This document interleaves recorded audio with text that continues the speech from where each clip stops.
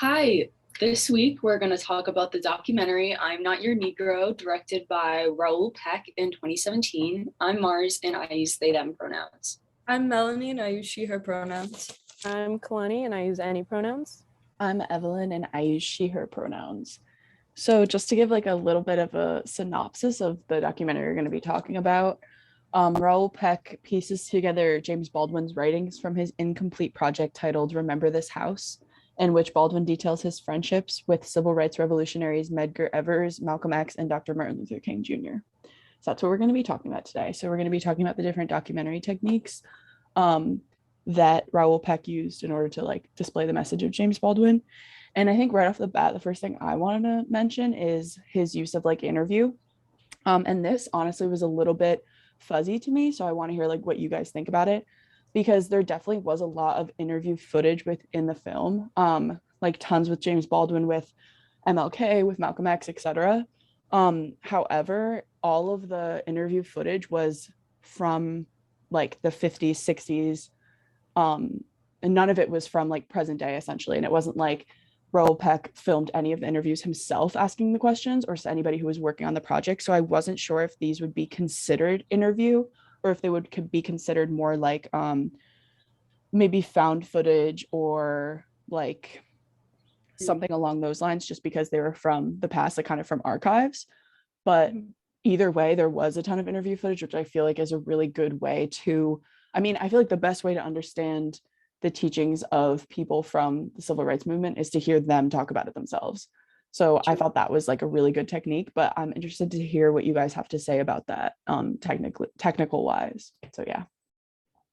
I honestly think it could be considered both interview and found footage, because like the definition I have down for interview is just first-hand accounts that help the viewer understand what the event was about. Mm-hmm. And that's what the interviews in that documentary did. So, I don't know. But they're also found footage. Yeah. So I think they can be both. Yeah. I think that this documentary relied really heavily on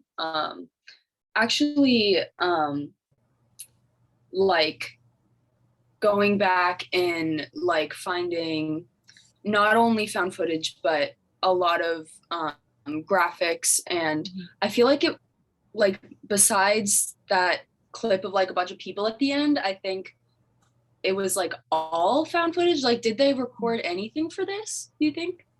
Yeah, I think that like the people at the end was the only thing they personally recorded. Yeah.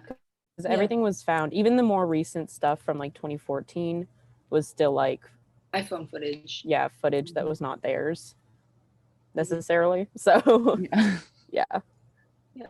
Yeah, no, I agree. And I think also kind of like what Mars, you were getting into like graphics and stuff, graphics and photos. I feel like that was also a really good way to set the scene for both like present and past, because they kind of brought in a lot of graphics and photos when they were discussing just kind of like what things were like during the civil rights movement. Like, I mean, they had all the graphics from like decades and decades ago of like political cartoons and like, you know, media that had been put out that kind of was like painting a bad image of like just Black people in America. And I feel like that was really like, I just think so many people like have never seen that stuff before. And so that was a really, really good way to be like, racism has been a thing like forever. Like, these stereotypes have been a thing forever. Like, this is not new. This is not like going away unless we like do something about it.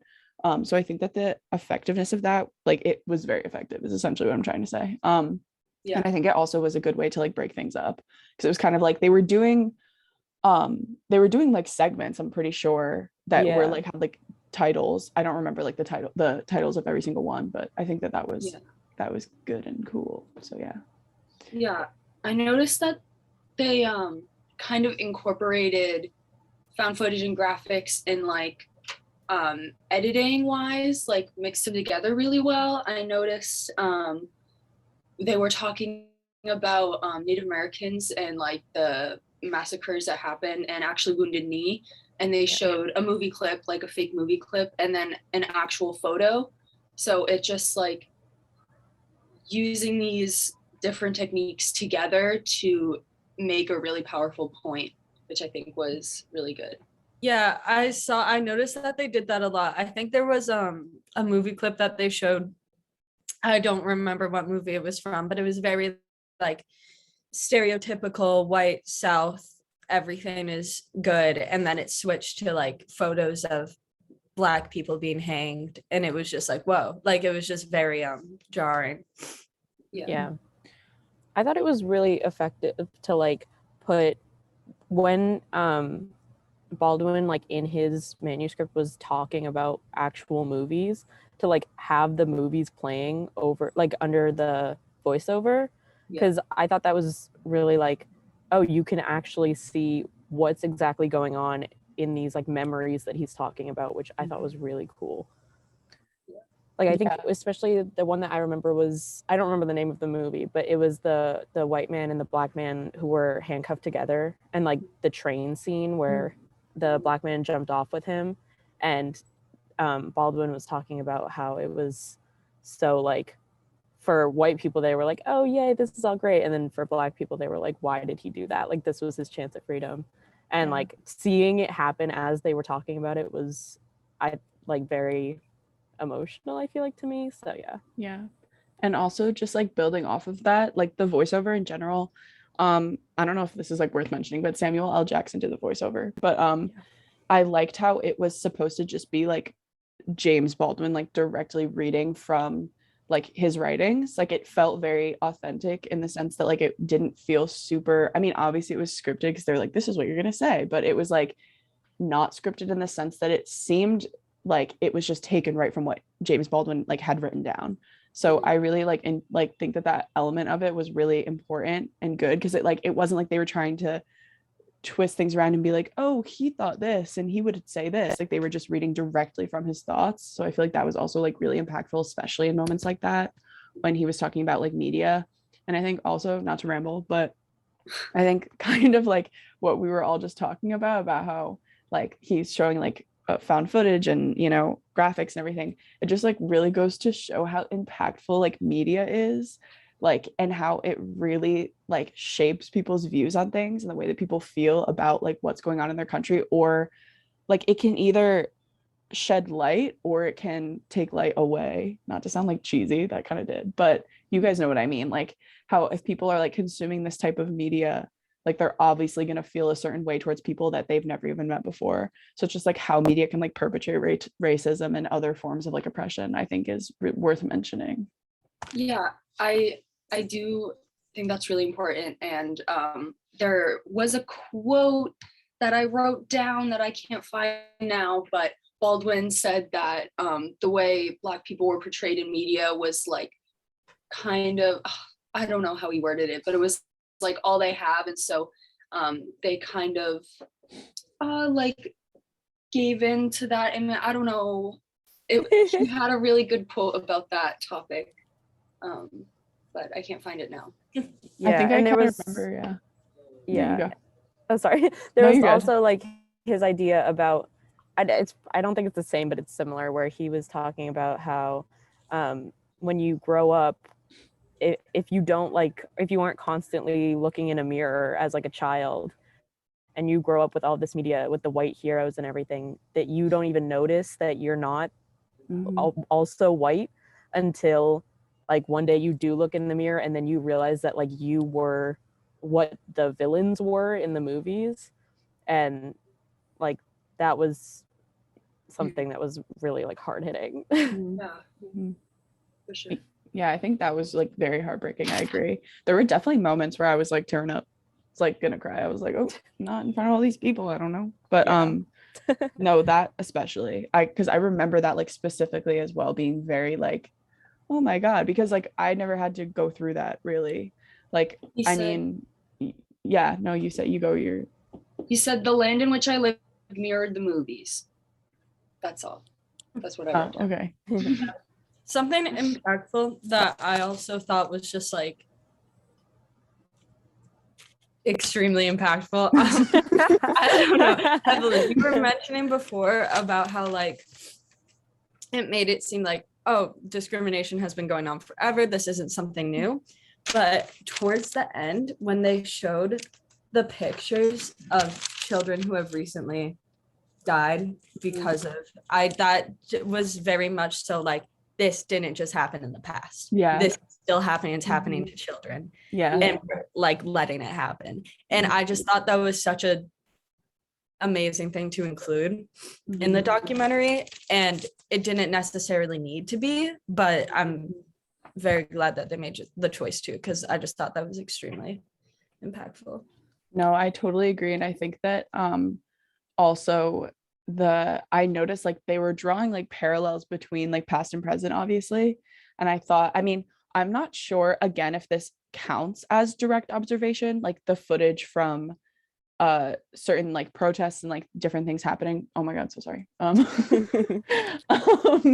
From like different protests and stuff from like current day and from the past. So I don't know if that definitely counts as direct observation, but I was just gonna say that I also found it really impactful, the fact that they would be showing or talking about these like this riot that, or like in like the things that were happening in Birmingham, like, you know, riots and people protesting and people getting like beat on by police.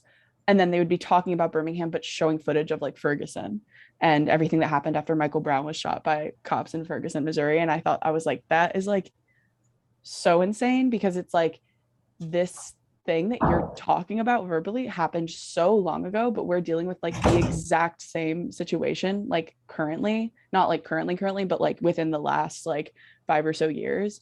So yeah, that just kind of building off what you just said, Melanie, I definitely like agree with you. And I think that that's crazy, but also really important to talk about. Yeah. And I mean, this isn't part of the documentary, but like watching it in 2021 and like having lived through 2020 and like all of the like super insane like protests and killings and brutality was just like, wow, this just like has not ended. Yeah, no, something I definitely thought about is like, this was made before 2020. Yeah. So much of what I have learned about modern racism was through 2020, and I was just uneducated before then because of society and also me. Like I wasn't educated enough. So I had the tool of this documentary and stuff like that to learn about. And it's not just like everything happened in 2020. And I feel like that's a lot of what a lot of people think, that it's like, no, this has been happening before. You just didn't join the movement. And this is what you could have been doing to help. I don't know. I just thought that was interesting. Not interesting. Okay. Going back to your like kind of half question, Evelyn, I do think that the protest footage from the like 2014 and 2015, I think that was direct observation, because I believe that it was on like phones. From what I remember, like it seemed like it wasn't on cameras. So I would say that is direct observation, even though it's not from the director. I think as long as it's like someone who was in the midst, I think that counts. Yeah, I think so too. I have a question about direct observation. Yeah. I noticed, for example, there was a scene where Baldwin, or the narrator, was talking about a pool. He was out by the pool and he received some news, and there were like shots of a pool and of the water, and then of like chairs. So I guess I'm wondering if you think that's direct observation, like they recorded that for the documentary. They like went out, okay, talking about a pool in this scene, I'm going to record a pool. Or was it like found footage? Maybe they found some stock footage of a pool to throw in there.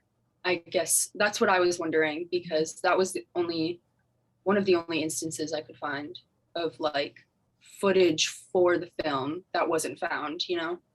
Yeah. I think that direct observation has to be like an event. Like I believe that it has to be something going on and you like go film it.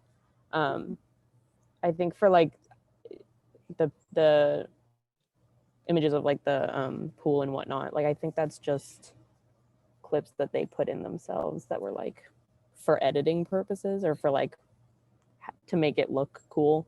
I just don't think that it's direct observation, because I think that has to be like in the action. Yeah, I don't think that would count as direct observation. I think that you could like even argue, because something that I didn't really find in the documentary, let me know if you guys did. I think you could even argue that that could be like reenactment of some sort. Like it's not Yeah, really that's like true. reenactment of like an event happening, but it's like, oh, this did happen. He was here and this is like what he saw. So this is kind of like the reenactment of I it. like that. I didn't even think of that. Yeah, True. I feel Yeah, like I more it did sense. feel kind of reenactment-y. Yeah. And then just because you said reenactment and you said you didn't think you saw anything, I believe in class, I hope this is what he was talking about. He said that like CGI could be used for reenactment. And I did notice it felt a little out of place, not gonna lie, not to come for Raoul Peck, but there was some like CGI clip of like Mars in space. Oh, yeah. I I didn't forgot know about that. Forgot about that. I didn't know if that could have been reenactment of like a space mission. I don't know. That was like super random footage. I totally forgot It that that really was. Yeah. I know. Yeah, I mean, I think that's like it could be. Yeah, I don't know what you would categorize that as, to be totally honest. Like, I think that you could just be like, yeah, it's reenactment. Like, you could stretch it like that, because I don't Yeah. know what else it would be, really, because it's just like Yeah. footage of Agreed. Mars. Like fake footage of Mars. I think if anything, I kind of forget the purpose as to why they included that or what the voiceover was during it, but it definitely did make me think of like the bigger picture of like we live in a tiny dot in space and there's discrimination and it's like why and it's just like, so it did make me think about that and just like make me ponder, but like it was still very like what I was a little confused. Yeah. No, definitely. So I have a question. okay. So do you know how every now and then in the documentary it had the typewriter like on the screen? Would that be considered as graphics? I think that that could be, but I also we talked about in class intertitle, which Yeah, he true. just defined as like words on the screen when there's nothing else there. So I think that that could also be like intertitle, just because it's like just words. But I think that it could also be, I feel like it would be more like a graphic if it was like a picture of writing. You know what I mean? Yeah, or something like that. Yeah. I think it was probably trying to imitate like a graphic, because I think it was trying to imitate the manuscript, but I don't think that since it wasn't the actual like physical manuscript, I don't know if that like technically counts. Yeah, that was interesting. And going off of intertitle too, like they had like the documentary was split up into different like almost chapters, and each time they had like a title screen that was like, this is the new part of the documentary. So yeah. Did you guys think, because I think this is our last term that we haven't gone over, box pop? I think that by definition there wasn't any, but it felt a little boxy. Whoa. Box poppy at the end when they were showing the pictures of all the people. It kind of looked like they were just like stopping people that walked by this like one wall and were like, okay, let us record you. So other than that, I did not see any box pop thoughts. Yeah, I thought maybe that those people were people that worked on the movie, but I'm not really sure. That's what I just gathered from it, but I don't know. They absolutely could be. Yeah, I don't think there was any like, by definition, I don't think there was any box pop, because they didn't like interview anyone randomly. But yeah, that was like the one thing I didn't really have any notes for, which I think is kind of like, I think that would have made it a little bit, because when I think of vox pop, like just from what he showed us in class, I feel like it's a little more like lighthearted. And like, I feel like including that in this would have been like kind of bizarre. Like it would have just been like very weird. Like, what do you think about racism or something like that? Would be so, it would just throw off the whole like trajectory and make it like not as like hard hitting and serious. I mean, I don't know, maybe they could have like come up with some sort of question to ask people that felt more like impactful, but I think it's like a good thing that they mostly just focused on like found footage and Yeah. like interview and stuff. I think that was like good by them, you know, by him, I guess. Well, by everyone who worked on the movie. Yeah. Good job, everyone. So what type of documentary do we think this is? I was about to ask. I think I it's- definitely think they use a lot of argumentative techniques. And for example, direct look at camera, the people at the end looking at the camera, or voice of God narration throughout the entire documentary. But I also think it's a narrative documentary. Thoughts? I agree. I was gonna say I think it's a mix of story and argument, only because like I think the manuscript itself was kind of like a narrative of his own life. So that like it felt like a story in the sense that it was like, here's how the events played out and here's how I saw them, and like this is what was going on. But at the same time, it definitely was like arguing that, you know, certain people were more correct about their ideas, and like, you know, I mean, obviously it was arguing that racism is bad, like duh. But yeah, and I think I agree with like the looks at the camera and everything. That felt very argumentative. Yeah, I basically like feel the same way as you guys. I would say like kind of argumentative, kind of narrative-y, because like you were saying, it's like directly from James Baldwin, also like story like. Also, I guess like argumentative, I wasn't really thinking about it before, but I don't know, do you guys think, like, just to pose a slight question for the group, do you guys think that James Baldwin like directly agreed with one point of view of the three men that he was talking about more than the others? Because he talked about MLK, Malcolm X, Medgar Evers, right? Yeah. And like, I don't know if he, like, I don't know, do you guys think that there was one point of view that he was more so like, this is actually like the correct one? Because I know that MLK and Malcolm X, I mean, towards the end of their lives were more like in agreement of what needed to be done, but more towards the beginning of the civil rights movement were very divided. So like they definitely did not agree with each other, but I don't know if you guys have any, it's kind of a random question, but I was just wondering if you guys had any thoughts on that. I think between the two, Malcolm X and King, I think he agreed more with King because he showed the interview of King's response to Malcolm's critiques. He didn't show Malcolm's critiques. You know what I mean? And he played the whole response that King had. I think, was that the conversation? I don't know if it was a conversation that they put in there. It felt like kind of pitting two arguments against each other and letting the viewer decide when they were showing clips of Malcolm X talking about his side and then MLK talking about his side. But like you said, Evelyn, ultimately they were fighting for the same thing in the end. As Baldwin. I will say, as for like the showing Malcolm and then showing Martin Luther King like responding to it, technically like that was the director and not James Baldwin, so like we don't know if he would have done that. That's very but true. Like That's true. Also he like, it was interesting, sorry, not interesting but like I feel like I did not know that much about Baldwin before this, and so hearing him talk about it, like I was kind of surprised in some of the beginning clips of like his arguments. He was like, it's not like, he kind of wasn't blaming white people as a whole, which was something that like I feel like most people were at the time during the civil rights movement. I guess not really Martin Luther King, but like I would say he's more like King because he wasn't saying like, I hate all white men.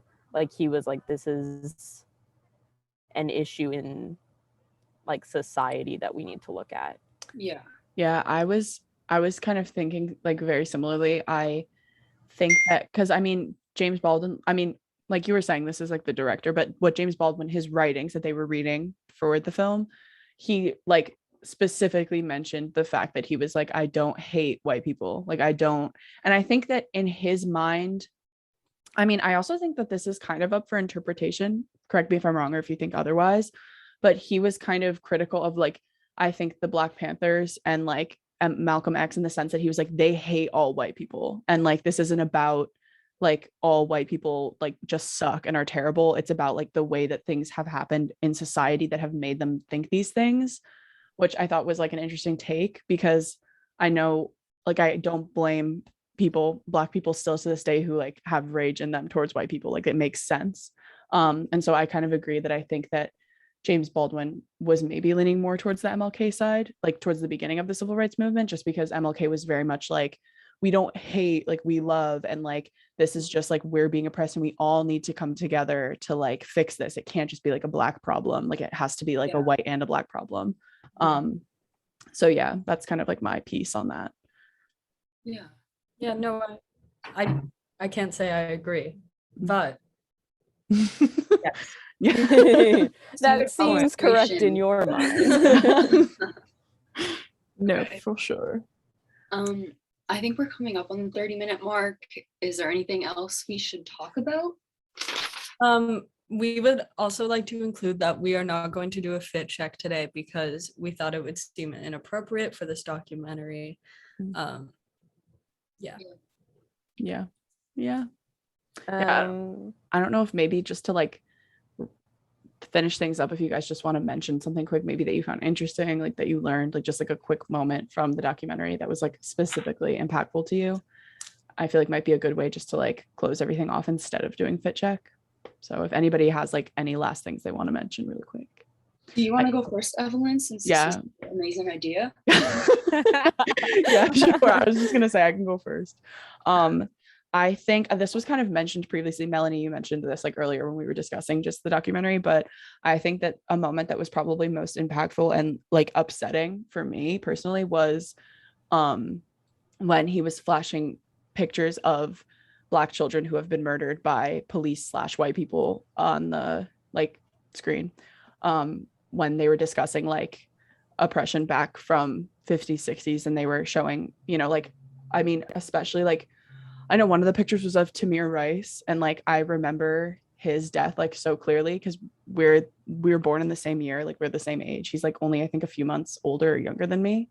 So I remember when that happened like very vividly as a child, and that was like very like, oh my God, like this shit is like going on still and like it's not ending.